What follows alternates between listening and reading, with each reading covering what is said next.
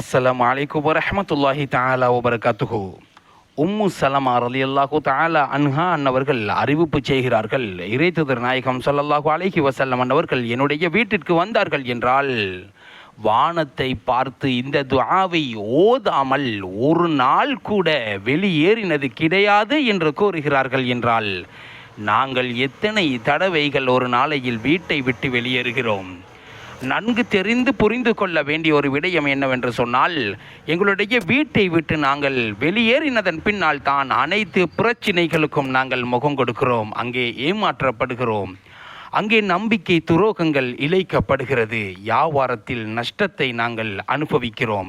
பலதரப்பட்ட பிரச்சினைகள், ஏச்சுக்கள், பேச்சுக்கள் என அத்தனை விடயங்களும் வீட்டிலே இருந்து வெளியேறினதன் பின்னால் தான் எங்களுக்கு நடக்கிறது என்பதை நாங்கள் அனைவர்களும் அறிந்து தெரிந்து வைத்திருக்கின்றோம்.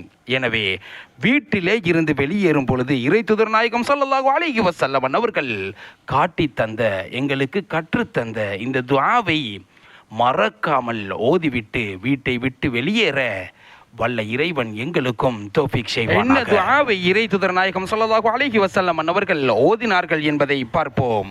திருமிதிலே இடம்பெறக்கூடிய ஹதீஸ், அல்லாஹும்ம இன்னி அஊது பிக அன் அலில்ல அவ் உதல்ல அவ் அஸில்ல அவ் உஸல்ல அவ் அظلم அவ் உظلم அவ் அஜ்ஹல அவ் யுஜ்ஹல அலைய.